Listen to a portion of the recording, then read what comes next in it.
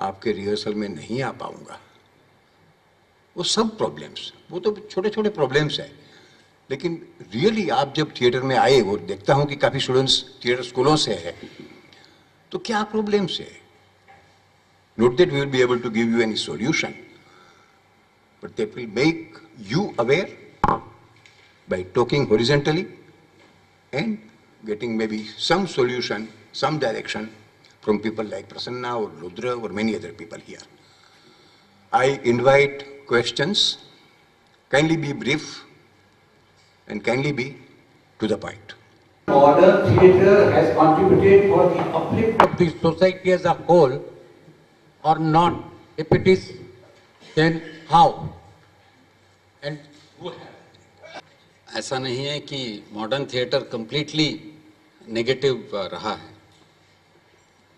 मगर हिस्टोरिकली देखा जाए तो मॉडर्न थिएटर थोड़ा मिडिल क्लास पे ज़्यादा जोर दिया था और मिडिल क्लास प्रॉब्लम्स पे ज़्यादा जोर दिया था और ऑडियंस के तरफ कम जोर दिया था। उस वजह से ये गड़बड़ हुआ है। तो आज हमें उसको करेक्ट करना है, आगे बढ़ना है, तो एक तो हमें मिडिल क्लास से हटकर आगे जाना पड़ेगा और ऑडियंस के तरफ देखना पड़ेगा। ऑडियंस को थिएटर में लाना पड़ेगा।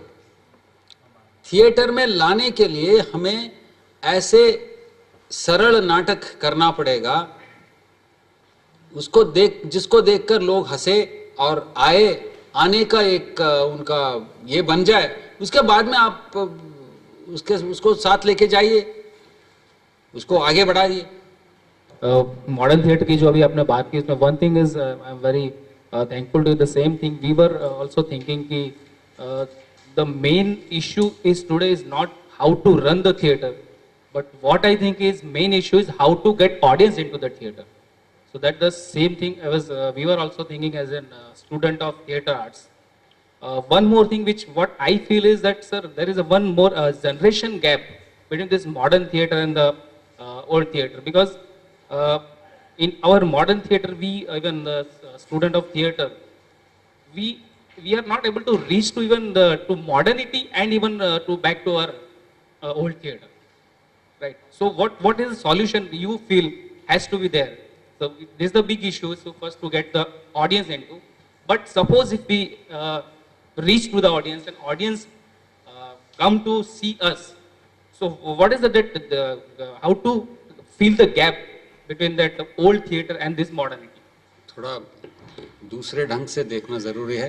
उसमें हिरन भाई ठीक है, when he is talking of social conflict, जो इशारा हिरन भाई कर रहा है उसके तरफ भी हमें देखना है। 60s और 70s में थिएटर क्यों पॉपुलर हुआ था? 60s और 70s में क्यों लोग थिएटर करने के लिए आ रहे थे और कौन थे वो लोग? कन्नड़ में जो कवि थे, शॉर्ट स्टोरी राइटर्स थे, वो उसको छोड़कर नाटक लिखना शुरू किया था और लोग ऐसे लोग जो बैंक और LIC के लोग इस तरफ आए थे नाटक करने के लिए। अभी भी नाटक का जो प्रोटेस्ट का अंश है वो बहुत ही स्ट्रांग है। नाटक जब गिरता है तभी गिरता है जब ये प्रोटेस्ट का अंश उससे हट जाता है। The only problem is we should understand this protest in the correct way. The protest of 70s cannot be the protest of 2008. Mudda of 70s cannot be the mudda today, the issue. Today's issue is different. If you take this today's issue, people will come again. And I feel you have to today ask the people to come as parents. I'm convinced about it. The same LIC employee will not come as an adult because he's too involved in his work. But you address this LIC employee as a father or as a mother. They're willing to sacrifice their life for theater. क्यों? क्योंकि उनके जो छोटे बच्चे हैं वो जो बच्चे जो गुजराती भूल रहा है, कन्नड़ भूल रहा है और कोई ऐसे बकवास स्कूल में बकवास कर रहा है, तो वो बहुत चिंतित है और उस चिंता के लिए उसका आंसर नहीं मिल रहा है, उसको कैसे इसको संभाला जाए। आप जाइए और कहिए कि मैं नाटक करूंगा और नाटक में ये करूंगा, तो वो आ जाएंगे और उसके लिए पैसा दे देंगे, उसके लिए काम करेंगे, आपके थिएटर के सामने बैठकर टिकट बेचेंगे। तो जो पॉलिटिकल एक्टिविज्म के थ्रू 60s और 70s में लोग आए थे, मुझे लगता है आज वो माँ बाप बनकर, पेरेंट्स बनकर थिएटर में आने के लिए तैयार है, मगर हम उस तरफ देख नहीं रहे। ऐसे और भी है रास्ता। ये तो एक तो एजुकेशनल थिएटर का एक बहुत बड़ा रास्ता है, उसके बारे में हमें सोचना पड़ेगा। Initially, you refer to the conflict within. If it remains the conflict within for an individual, it is one thing. And if it is what we mean by the conflict within is that an individual is pitted against the collective conscience of society. And when it is the collective conscience of society that is focused on, then I'm afraid the conflicts also cannot be ignored. Within और without के बात वो title से शुरू किया था। When I look within, I do not remain an individual. I am part of society. And so I think the conflict that I see within me is the conflict with society as well, because I am part of society. Exactly. When you look at theatre and conflict, then what is the role of theatre? The role of theatre is to provide the audience for the great political speaker, which is what we did in the 70s. आप पहले नाटक कीजिए, इप्टा जाके नाटक करेगा, गांव में या फैक्ट्री के सामने नाटक करेगा, लोग जमा हो जाएंगे, उसके बाद में ये ट्रेड यूनियन लीडर या पॉलिटिकल लीडर या ज्योति बसु या जो भी जाके वहां भाषण करेंगे। वो मैं कह रहा हूं वो आज नहीं होगा, और ऐसे नाटक को देखना भी गलत है आज, क्योंकि आज वो जो कॉन्फ्लिक्ट बाहर था वो अंदर आ गया है, सिर्फ मेरे अंदर नहीं, मेरे माध्यम के अंदर आया है। समाज में जो वो चोट पहुंच रहा है वो मेरे माध्यम को उतना ही जोर से पहुंच रहा है। Theatre is hit as badly as the languages are hit, as the culture is hit. So today to do theatre itself is a revolutionary thing. This is what I meant. So when you are doing theatre, you are facing those problems, you are in fact attacking those problems. When you are doing theatre in Gujarati, you will not get sponsorship. I don't know about Gujarati, but I know about Kannada. In Bangalore, आप घटिया से घटिया एक English नाटक करेंगे तो 12 से 15 लाख रुपए आपको स्पॉन्सरशिप मिलता है। कन्नड़ में नाटक करने के लिए आपको 5,000 रुपए नहीं मिलता है। टिकट इंग्लिश का घटिया से घटिया नाटक के लिए 300 रुपए टिकट करके लोग आते हैं, और कन्नड़ में नाटक करेंगे 20 रुपए के टिकट रखते हैं तो लोग कॉम्प्लीमेंट्री मांगते हैं। क्यों? बहुत सिंपल है। ये 15 लाख रुपए दे रहा है, क्यों दे रहा है? वो इसीलिए दे रहा है क्योंकि this is the least expensive way of learning spoken English. Software engineers है बैंगलोर में, पूरा भर गया है पूरे शहर। इस सॉफ्टवेयर इंजीनियर के लिए स्पोकन इंग्लिश सीखने के लिए बहुत आसान है, और उनके जो स्पॉन्सर्स है कौन है? वो वही नारायण मूर्ति, अजीम Prem ji and hundreds of them. उनके लिए भी बहुत कंफर्टेबल है, वो दे देंगे। मगर कन्नड़ सीखने के लिए क्यों देंगे वो? और घटिया थिएटर होने से सोसाइटी में बहुत असली है। So you see, the moment you start doing theatre in your language, you have started a revolution. It is like trade union movement of the 70s.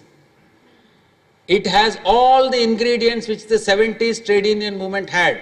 It has poverty in it, it has tensions in it. So I don't see the need to segregate theatre between revolutionary theatre and the other theatre. There is no other theatre.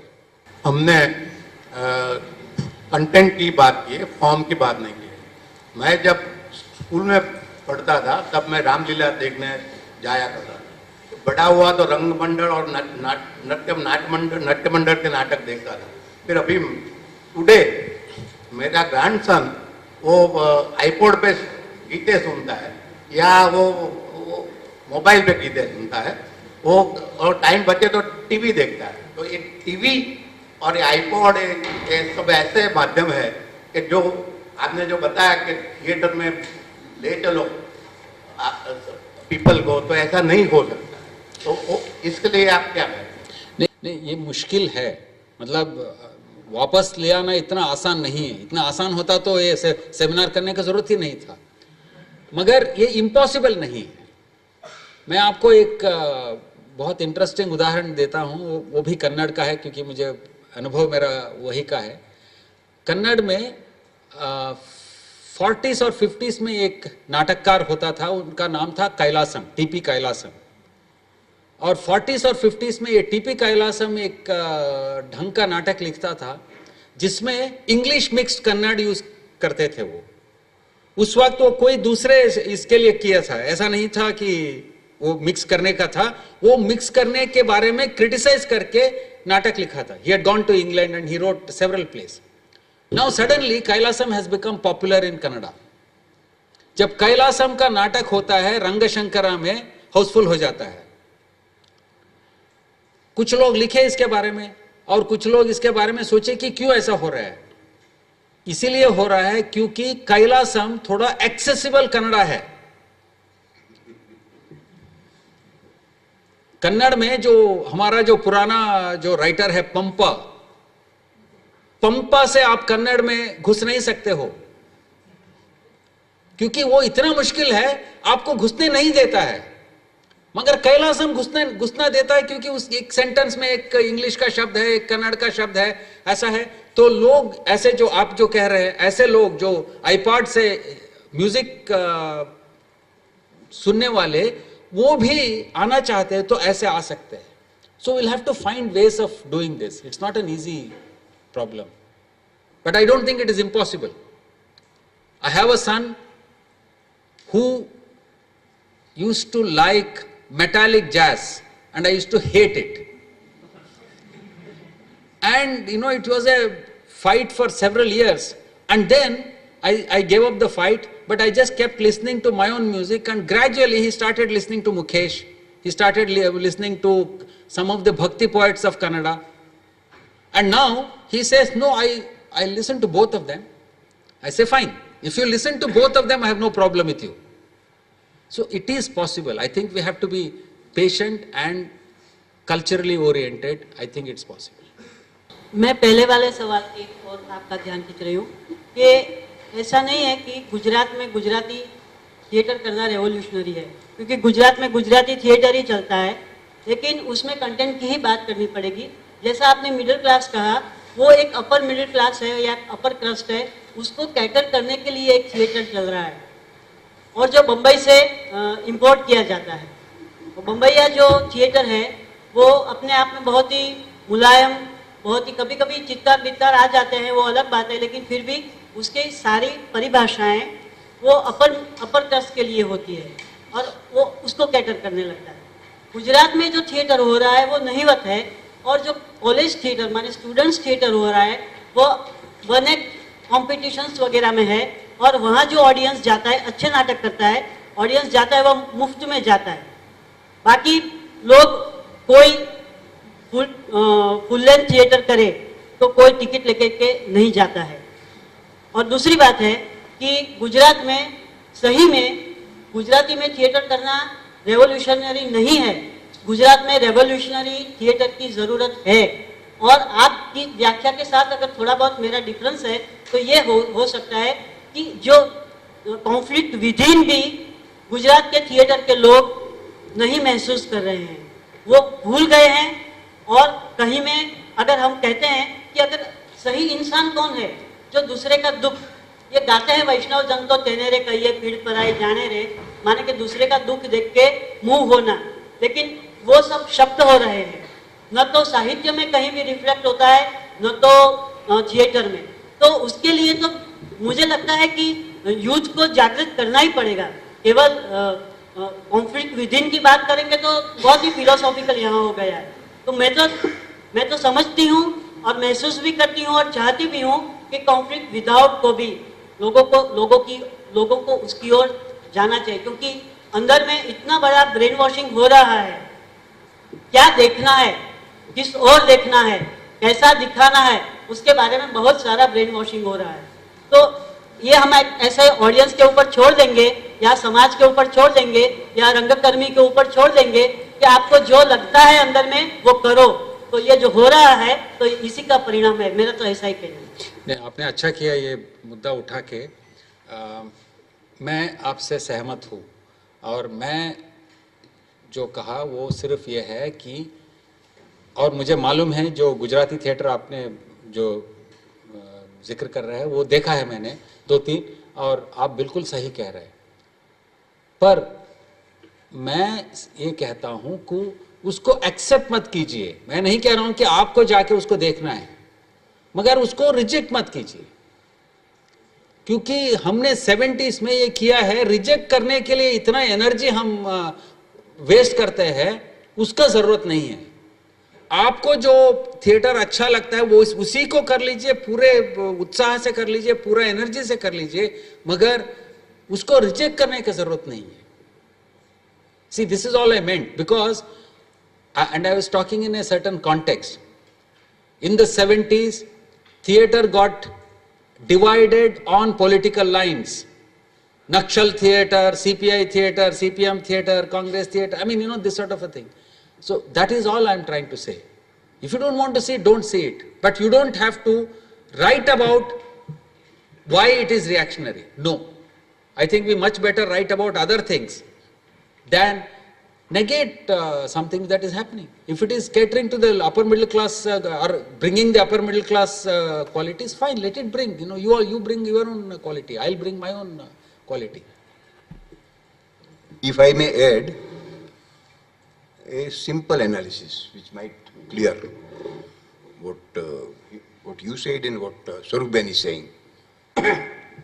You know, I mean, there were some figures in which it came out that 95% of the total performances in Gujarati language, Gujarat and Bombay both, it is commercial theatre, scripts which came from Broadway to Marathi to Gujarati. They only had Gujarati costumes and maybe Gujarati language, but not Gujarati life. And I do understand that the kind of language that is spoken in Bombay will be okay for Porbandar, Jamnagar, Bhavnagar, Ahmedabad, Baroda.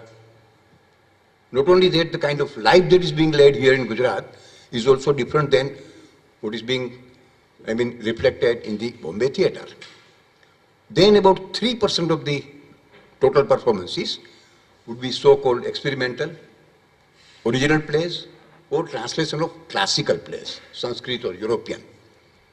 About 2% is done by NGOs, real good, directed, and going to the people, theatre coming out of the people, theatre being given to the people, they being the actors, and the performances being done. So this is the situation in Gujarat, and that is why even today, 60s and 70s had a different thing, maybe in one part of the country, but in our part of the country, it is not so. We have still, as Swarup Ben says, not only looking within, but looking without, outside of it, outside the society. Are we really aware of what is happening in the society after the, beyond the four walls of this proscenium, or beyond the four walls of our houses? Are our young people really aware? And more especially, the people who are getting trained in drama schools. They are the future of theatre. Let them talk. मैं थोड़ा इस बहस को आगे बढ़ाना चाहता हूँ. ये जो विथ इन और without, it is in the context of theatre and the language of theatre. I think I am right in saying that we have to look within, because we haven't really understood the language of theatre the way Prithviraj Kapoor understood, or Gubbi Veerana understood, or Gujarat के जो commercial theatre के जो अच्छे actors थे. You see, we have not understood it. You know, like, मैं उसके बारे में बोलना चाहता था, भूल गया मैंने. मुझे आज के जो फंक्शन के जो शुरुआत थे बहुत अच्छा लगा, बहुत सिंबॉलिक लगा. वो जो 2 गाने आपने गाए, वो मैं रुद्रो से कह रहा था और रुद्रो भी वो कह रहा था, वो दोनों गाने में विषाद है और क्रांति है. मुझे बहुत अच्छा लगा. उस विषाद से वो ज्यादा honest or straightforward laga.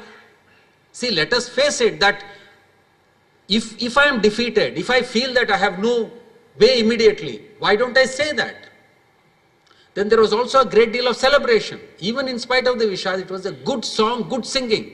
You see, in theatre, celebration is necessary.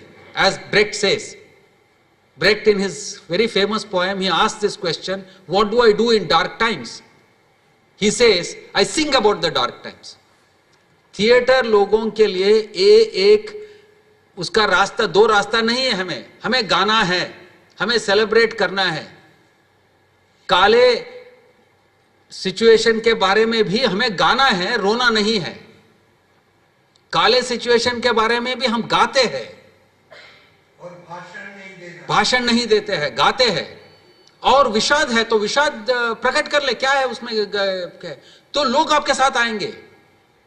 You see, today I was so attracted by those 2 songs because it had this enormous amount of energy and this, sense of we don't know. Fine. Why don't I say I don't know? Today, 2008, I don't know. I don't understand India. 3 times Modi wins in this country. We don't understand. And after 30 years of rule in West Bengal, they commit this stupid mistake of Nandigram. We don't know. I mean, I don't know why this mistake happened. Or I know, and I am horrified. So, you see, there are certain things which you have to accept. Honest. Don't you feel that our theatre is not proceeding properly because writers are not depicting true life and problems of our society? वो तो है, मगर वो main problem नहीं है, क्योंकि writers तो ये बात 60s के बारे में भी कह सकते थे, 50s के बारे में भी कह सकते थे, आज के बारे में भी कह सकते हैं. आज के प्रॉब्लम बेसिकली यह है कि लोग आपके तरफ देख नहीं रहे, तो राइटर्स भी उस तरफ देख रहे हैं, वहां जा रहे हैं. हिंदी में देखिए आप, हिंदी में मोहन राकेश के बाद जो भी थोड़ा कुछ लिखना आता है वो पूरा सीधा वहां चले जाते हैं, क्योंकि उनको इतने सम्मान से वहां बुलाए जाते हैं. तो नाटक कौन लिखे? So, there are lots of real problems. These real problems will have to be seen. After that, of course, what you said is also true. 2 things come to mind. One is what Hasmukh Bhai referred to, 90% of performances. I have a little doubt about the percentage, surely.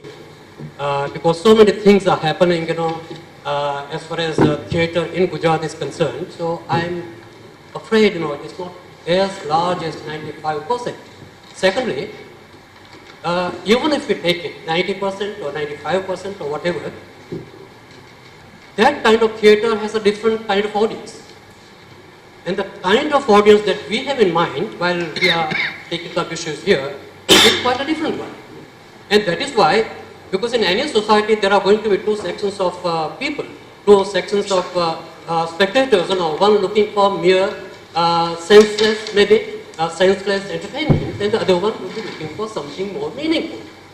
And that's why I think we may not mix up the 2 kinds of audiences. That is one. Secondly, when we talk about conflict within and conflict without. Attempts are made in Gujarat and also outside Gujarat to address those conflicts. Not necessarily the ones which are spelled out in the morning. Other conflicts as well. But I think I am speaking for all of us, namely, that theatre, before it addresses conflicts, has to be theatre. Without being theatre, obviously, it cannot address the conflict in the context in which we are discussing theatre and conflict today. And from that point of view, perhaps some of us, maybe all of us would like to know as to what is happening in the part of the country from which you are coming. Because I know that well, there is a rich theatre tradition in that part of the country. So perhaps those examples can also help us, particularly the students. Gujarat में जो परिस्थिति है उससे अलग है कर्नाटक।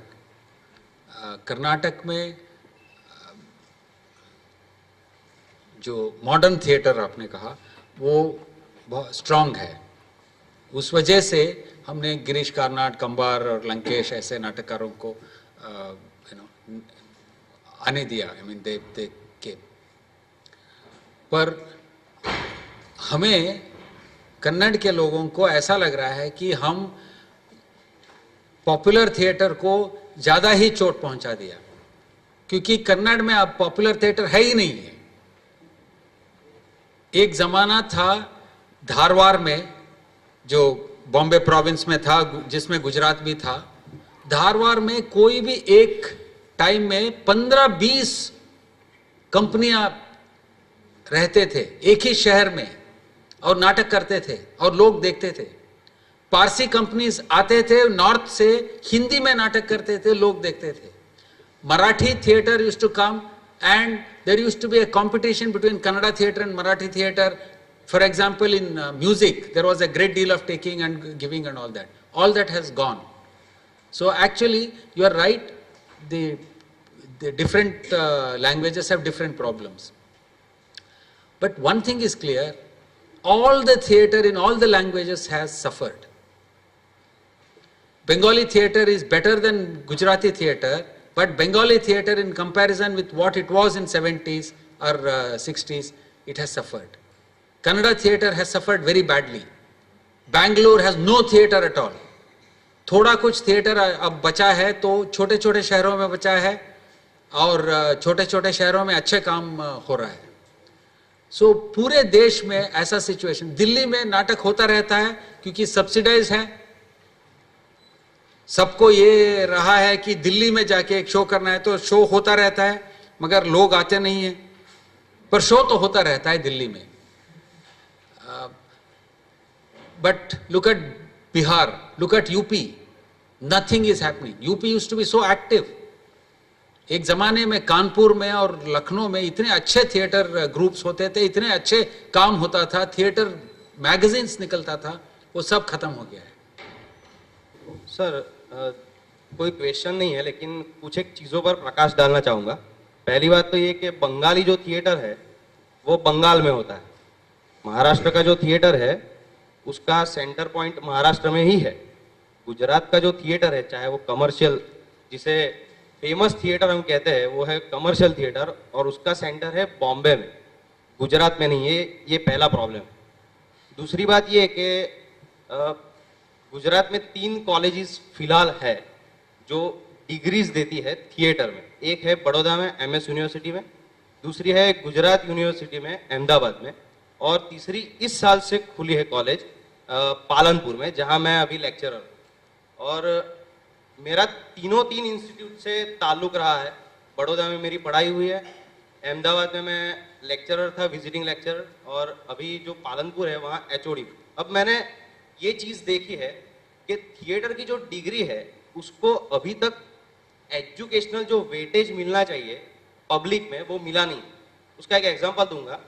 एक बार शादी में मैं गया था किसी की, वहाँ पर मेरे पापा मम्मी और हमारे कुछ रिश्तेदार थे। उन्होंने एक सवाल किया कि आपका लड़का क्या पढ़ा है? तो मेरे पापा ने कहा कि मास्टर डिग्री किया है, गोल्ड मेडलिस्ट है। तो कहा किस में किया है? तो क्या थिएटर, नाटक में। अच्छा अच्छा, नहीं नाटक नहीं, एजुकेशनल क्वालिफिकेशन क्या है? फिर उन्होंने कहा कि डिग्री की है सिविल इंजीनियरिंग। क्या? हाँ वही वही। तो कहने का मतलब यह है सर कि अभी तक हमारे समाज में थिएटर की जो डिग्री है उसको ही वेटेज नहीं मिला है, तो फिर नाटक को वेटेज तो कब मिलेगा? ये जो आपको हुआ था वो मुझे भी हुआ था। और मैं जब एनएसडी के बाद वापस गया तो कोई मेरे फादर के फ्रेंड आए थे घर में और पूछा, बेटा क्या कर रहे हो? मैंने कहा थिएटर कर रहा हूँ। नहीं वो ठीक है, मैं क्या कर रहे हो? सो थिएटर कर रहा हूँ का मतलब ये नहीं कि नहीं वो ठीक है, बट क्या कर रहे हो, you know? So you are right. हालात अभी भी वही है इतने सालों में। वो तो है, but you know I want to discuss one little thing. This हमारे जो थिएटर ट्रेनिंग का जो सिस्टम है उसमें अभी काफ़ी सुधरना बाकी है। क्योंकि क्या है, एक तो नेशनल स्कूल ऑफ ड्रामा बना लिया हमने और उनको हमने ये मान लिया है कि ये प्रोफेशनल थिएटर लोगों को ट्रेन करेंगे, और काफ़ी सारे यूनिवर्सिटीज़ में खोला है। उसके लिए हमने ये नहीं सोचा है कि वो क्यों खोला है, किसके लिए खोला है, वहां से पास आउट हुए लड़के क्या करेंगे बाद में, इसका सोशल यूज क्या है, उपयुक्तता क्या है, वो हमने सोचा नहीं है। उसको सोचना जरूरी है और यूजीसी को खासकर इसको सोचना जरूरी है। और इसीलिए मैं कहता हूं, जब थिएटर एंड एजुकेशन इस देश में बड़े पैमाने पे आ सकता है तब ये लड़के यूजफुल हो सकते हैं। For example, in the West, all these university drama departments produce what they call dramaturgs. Dramaturgs are people who are some sort of mediators between children's theatre and the theatre. You know, who work with schools, who go into the schools and train them and all that. But we have no such thing. As a result, either they become dropouts or go into television and cinema. I think we have to very urgently solve this problem and define the social use of these drama departments.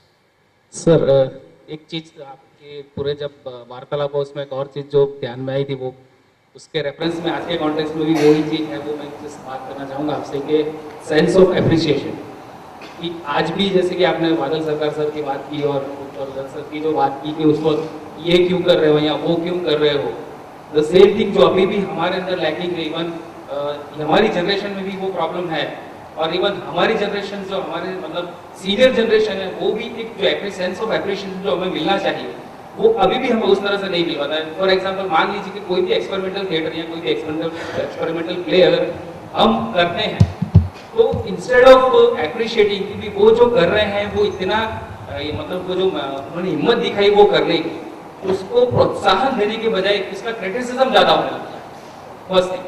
और second thing कि same generation में भी ये problem है कि अगर मान लीजिए कि दो डायरेक्टर या दो रंगकर्मी एक ही एज के एक ही एरा के अगर कोई दो जगह पर नाटक करते हैं तो वो ऐसा नहीं कहते कि वो जैसे अर्ध सत्य की आपने बात की कि भी उसको अप्रिशिएट करने की बजाय उसको क्रिटिसाइज ज्यादा किया जाता है। और आज के दिन में वो सबसे बड़ा एक प्रॉब्लम सामने आ रहा है कि क्रिटिसिज्म ज्यादा होता है instead of appreciation. Agreed. Theatre वालों के लिए एक सुविधा है, वो सुविधा ये है कि एक बार तुम गलती कर सकते हो, दोबारा नहीं कर सकते वही गलती। ये इसलिए कह रहा हूं, थिएटर भरतनाट्यम जैसे नहीं है। मतलब थिएटर ये नहीं कहता है कि तुम पूरे 10 साल तक डांस सीखने के बाद ही स्टेज पे आ सकते हो। थिएटर कह सकता है तुम जब भी स्टेज पे चढ़ना चाहते हो चढ़ सकते हो, छोटा बच्चा भी स्टेज पे चढ़ सकता है। तो इसके वजह से ये प्रॉब्लम हो जाता है कि छोटे बच्चे जब स्टेज पे चढ़ जाता है और गलती करता है तो एक बार मान लेते हैं, दूसरी बार उसी बच्चा उसी गलती करता है तो हम कहते हैं नहीं भैया ये नहीं कर सकते हो। क्योंकि यहां सीखने का तरीका यह है कि क्यों ना गलती करके सीख सकते हो मगर सीखना चाहिए। That is what we call is the discipline of theatre. You have to learn from mistakes, but we can't keep on doing the mistakes. A lot of young people have this tendency of Just keep on doing the same mistake. बाकी तो छोड़ो. You know, we don't even keep our theaters clean. We don't start our play at the time. 3 bell हम जब देते हैं शुरू के लिए, वो 3 बेल का कोऑर्डिनेट हम नहीं करते हैं. कौन देगा 3 bell? So, you know, we have to keep this also in our mind, that we must be disciplined, we must learn from our own mistakes and go ahead. वो जो कमर्शियल थिएटर के बात कर रहे थे, वो ये गलती नहीं करते हैं. वो उनसे हमें सीखना है ये चीजें. उनसे हमें सीखना है music, dance, their stage and 2 घंटे में वो ऐसे दे आर लाइक मैजिशियंस. उनको थिएटर मिलता है 2 बजे, 4 बजे शो होता है, 2 और 4 के बीच में पूरा एक बड़े से बड़े सेट लगा देते हैं, लाइट्स लगा देते हैं और नाटक शुरू करते हैं. So there is a lot of which we have to also learn. मैं ये बात पूछना भी चाहता हूँ और कुछ कहना भी चाहता हूँ. थिएटर अगेंस्ट कॉन्फ्लिक्ट, ये भी एक कहीं पे लिखा हुआ है, डिजाइन में वही अगेंस्ट लिखा हुआ है, बाद में उसको एंड कर दिया गया है. लेकिन जो भी मेरी दुविधा है वो मैं जोड़ के बात करना चाहता हूँ कि कैसे हम समाज के जो आसपास के जो सवाल है हमारे, आज सुबह भी हम बात कर रहे थे कि कॉन्फ्लिक्ट एक कंटिन्यूअस प्रोसेस जैसा बन गया है हमारे लिए. कोई भी कलाकार, सिर्फ थिएटर की मैं बात नहीं करता हूँ, कोई भी कलाकार इससे अलग कैसे रह सकता है? एक ये सवाल है कि इसको कहीं ना कहीं उसको किसी ना किसी तरीके से एड्रेस तो करना ही है अपने कला के माध्यम से. चाहे वो भजन भी गाएगा तो भजन का भी एक मतलब तो उसके साथ, क्योंकि वो इसी समय की चेतना से आता है उसके अंदर. और दूसरा सवाल मुझे ये पूछना है, क्योंकि हम जब मॉडर्न थिएटर की बात करते हैं, हम हमारे जैसे देश में, हमारे जैसे समाज में, कि जहाँ मॉडर्निटी बाद में धीरे धीरे आई ड्यू टू काफ़ी सारे रीजन, लेकिन समझ लीजिए 2 विश्व युद्ध के बाद अगर यूरोप एब्सर्ड लेकर आता है और आज हम जिस दौर से गुजर रहे हैं हमारे देश में, मुझे नहीं लगता है कि हम कोई युद्ध की परिस्थिति से अलग प्रकार की जिंदगी में जी रहे हैं, जो कंटिन्यूअस कॉन्फ्लिक्ट की बात हो रही थी. क्या हम जैसे कलाकार, या तो हम जैसे जो यहाँ युवा साथी, क्या उनको कोई नई खोज करने की जरूरत नहीं है कि किस तरह से हम थिएटर को ले जाएंगे, थिएटर किस तरह के सवालों को थिएटर एड्रेस करने लगेगा? ये एक दूसरा मुद्दा बनता है. और तीसरा, जब हम कॉन्फ्लिक्ट की बात करते हैं, ज़्यादातर आज के दौर में हम देखते हैं गुजरात में 2% थिएटर एनजीओ में होता है. लेकिन मैं दूसरे एंगल से कहूँ कि ग्रास रूट पर काम करने वाले गुजरात जैसे स्टेट में, जहाँ कोई लेफ्ट पार्टी नहीं है, जहाँ और कोई मूवमेंट्स नहीं, सिर्फ एनजीओ जो ग्रास रूट पर गाँव में या गरीब बस्तियों में काम करते हैं, वहाँ उनके साथ जब थिएटर करना होता है तो वो बेसिकली एक ज़रूरत होती है कि आप नॉन एक्टर्स के साथ थिएटर कर रहे हैं. नॉन एक्टर्स को थिएटर की बेसिक कुछ स्किल आप दे सकते हैं, लेकिन उनका एक फ़ायदा भी होता है कि वो लोग खुद भोगे हुए हैं. जो सवालों की आप बात कर रहे हैं, वो सवाल वो डे टू डे लाइफ में हर रोज फेस कर रहे हैं, तो उनके लिए आसान भी है एक तरह से वो चीज़ों को एक्सप्रेस करना, वो चीज़ों को रखना. तो ये एक नए तरह की चैलेंज भी मुझे दिखती है कि जब हम कॉन्फ्लिक्ट के सवालों को लेकर बात करते हैं, थिएटर की क्राइसिस की बात करते हैं, क्या हम सिर्फ जो इस तरह से कलाकार जिसको आज तक हम मानते आए, उन तरह के कलाकारों से उनका भी एक भूमिका है. मैं ये नहीं कहता हूँ कि उनको हम अलग कर दें, लेकिन जब हम इस तरह के सवालों में प्रैक्टिस में जाएंगे तो ज़्यादातर यही होता है कि जो उस तरह के समुदायों के साथ जो लोग काम करते हैं, उनके साथ मिलकर आपको थिएटर करना होता है. और वो जो थिएटर होता है उसमें जो अलग चीज़ है वो यही है कि वो आपको कोई ट्रेंड कलाकार नहीं मिलते, आर्टिस्ट नहीं मिलते, और उनके साथ आपको फिर भी थिएटर के माध्यम से बात करनी. तो ये 3 सवाल जो ये जब हम प्लान कर रहे थे मेरे दिमाग में भी काफी आए. Let me be honest, and I know not many people may agree with me, but I still want to say what I want to say. Precisely for this reason, precisely because you are working with sections who are deprived, who have suffered the pains of the riot, of so many things. You have to focus on theatre. मतलब आज मैं कहता हूँ theatre के लिए करो. It may sound like a very bourgeois slogan, but it is not a bourgeois slogan. Do it for theatre. Make them forget their pain. Make them feel happy. Make them improve on their technique. Make them do good theatre. The revolution will not go away. क्योंकि उनके जो जलन है वो उनके दिल में है. उसको याद करने का क्या जरूरत है? उनके दिल में है. वो आएगा, बहुत सुंदर ढंग से आएगा. सुंदर ढंग से आने दीजिए, खराब ढंग से नहीं आने दीजिए. So today I want to say that revolutionary theatre, people who are working with poor people, with the working class, with the deprived sections, have an even bigger responsibility to focus on theatre, not on conflict. Conflict is a problem that middle class has to understand, because middle class lives a life which has no conflict. We are living in houses which get 24 hours of water. We have our toilets, we have our commodes, we have our बिस्तर. हमें ज़रूरी है कि हम याद करें कि लोग दूसरे ढंग से भी जी रहे हैं, मगर उनको ज़रूरी नहीं है. उनको अच्छे थिएटर का ज़रूरत है. उनको सिर्फ अच्छे थिएटर मिल सकता है, वो अच्छे होटल में खाना नहीं खा सकते. जब वो अच्छे थिएटर करेगा, वो रेवोल्यूशनरी थिएटर ही होगा, क्योंकि उनके दिल में, उनके जहर में है उनका पेन. इसीलिए तो मैंने कहा कि आपके जो 2 गाने आपने गाए, इसीलिए मैंने पूछा आपसे किसने लिखा वो गाना. I felt great about it. All of us felt very great about it. If they can sing like this, वो सुर में गा रहे थे. मैं तो बहुत कम ऐसे मौके मुझे मिलता है कि थिएटर वाले सुर में गाए. आजकल तो थिएटर वाले सिर्फ बजाते हैं, गाने बजाते हैं, वो गाते नहीं हैं. अब हम सुर में गा सकते हैं तो बहुत अच्छी बात है. रेवोल्यूशन भी सुर में होना चाहिए. As a theatre student or as a theatre worker, what do I want to do in theatre? Maybe as a theatre student, I want to do all kind of theatre. I want to do comedy, tragedy, suspense, and then let me decide what kind of theatre I want to do. I mean, I have a 2 choice. मेरे पास हमेशा 2 choice रहती है.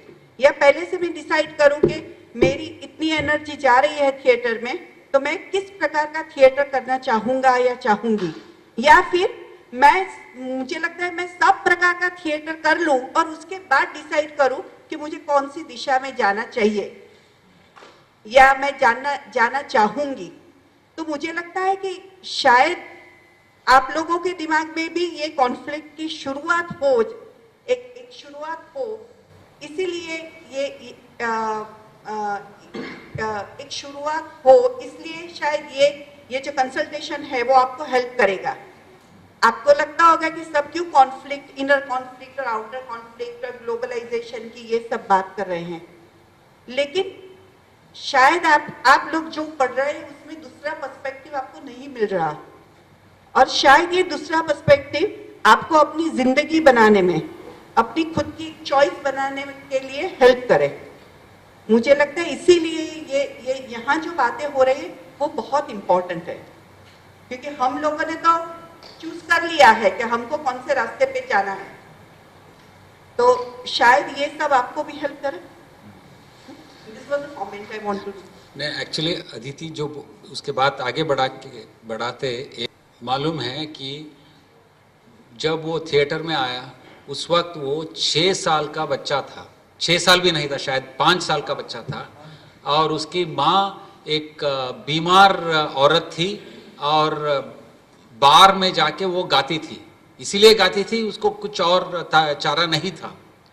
और एक दिन उसको ऐसा हुआ, गाते गाते उसका सुर पूरा गिर गया और लोग वो बार था वो खा रहे थे।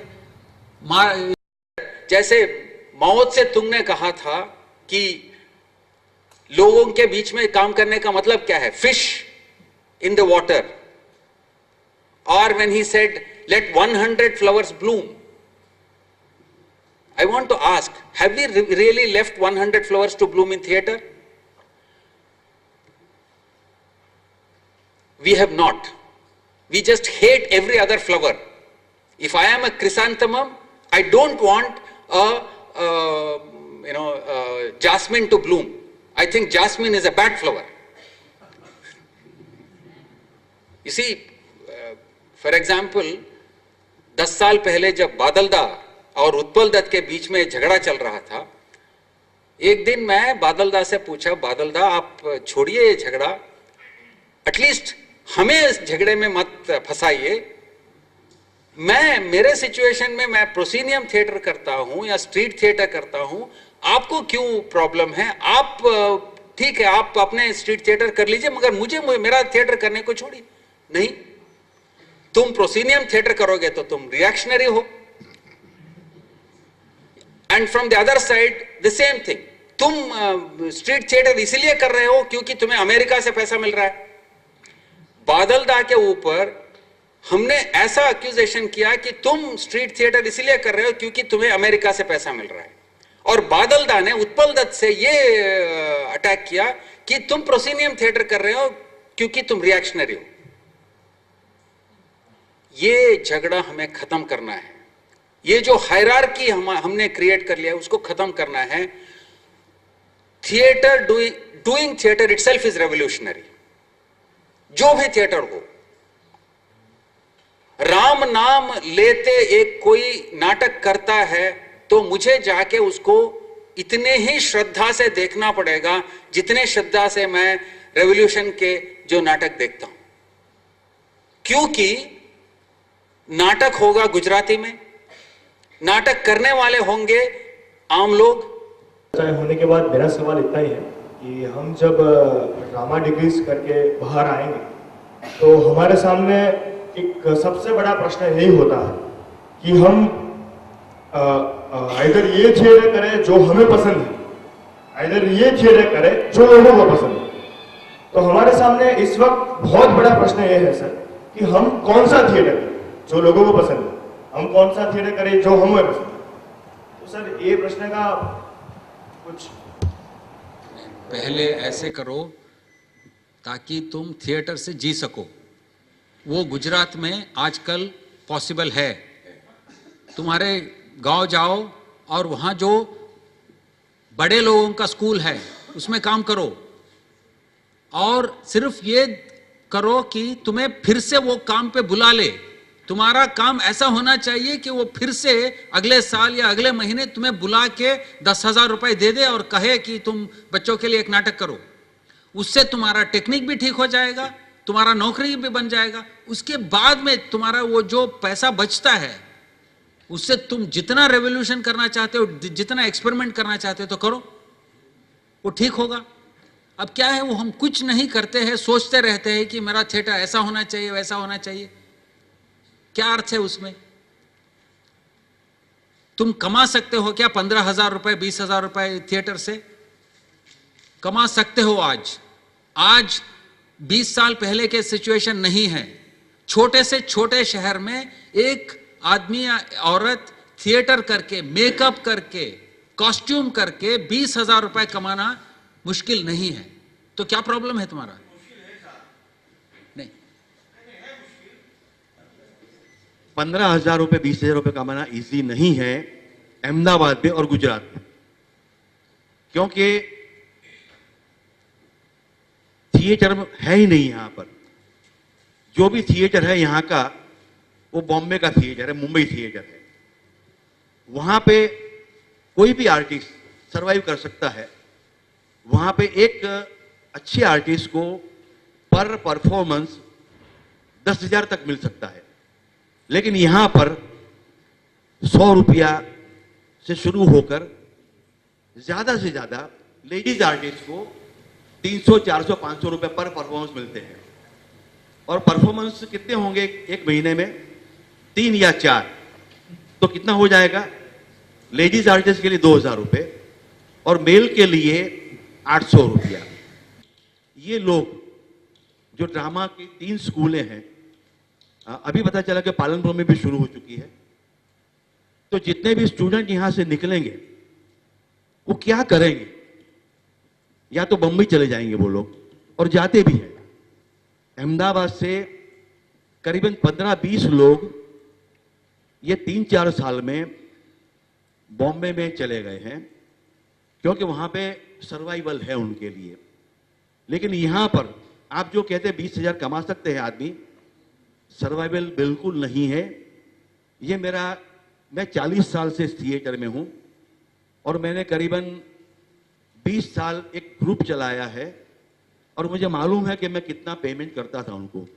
तो रिक्वेस्ट मेरी यही है इन लोगों को कि आप जो भी करना चाहते हैं, थिएटर करना चाहते हैं, तो इसके ऊपर डिपेंड मत रहिएगा। आपको कुछ नौकरी करनी होगी, कहां पर भी जॉब करना होगा और साथ साथ आप थिएटर करो तो कोई प्रॉब्लम नहीं है।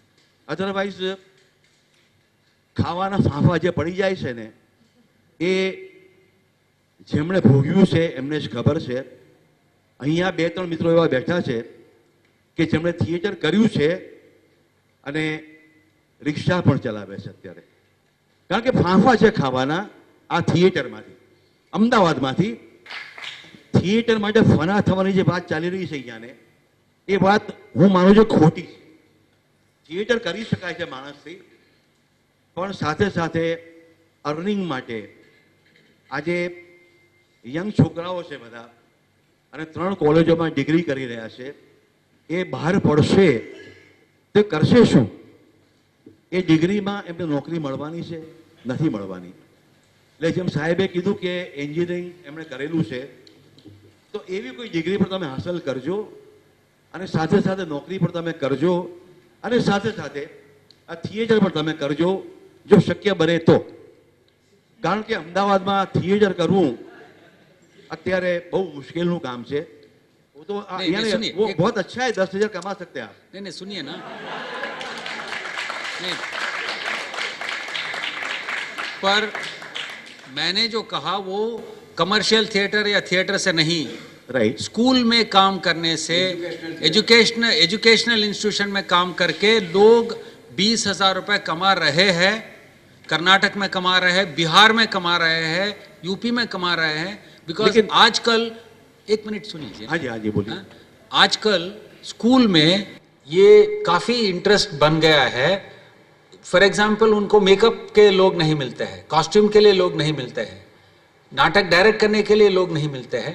वहां कमा सकते हैं। वहां भी मैं नहीं कह रहा हूं कि आसान है, मगर लोग कर रहे हैं, काफी लोग कर रहे हैं। उसका उदाहरण सिर्फ मैं इन बच्चों को दे रहा था ताकि उनको थोड़ा कॉन्फिडेंस मिल जाए। मेरा मगर कमर्शियल थिएटर से नहीं हो सकता। आप बिल्कुल ठीक कह रहे हैं। मैं कमर्शियल की बात नहीं कर रहा हूं। मेरा कहने का मतलब ये है कि सपोज 3 साल डिग्री लेकर 3 कॉलेज से अगर 90 स्टूडेंट बाहर निकलते हैं तो 90 स्टूडेंट को काम मिलेगा स्कूलों में। यहाँ स्कूल में जो काम चलता है वो मेरे हिसाब से मुझे लगता है कि जो स्कूल के जो टीचर है ना, वही काम निपटा लेते हैं। बच्चों को ट्रेनिंग देने का, मेकअप करने का वही काम निपटा लेते हैं। किसी और को बुलाते नहीं, एक्सपर्ट को बुलाते नहीं है। दरेक स्टूडेंट है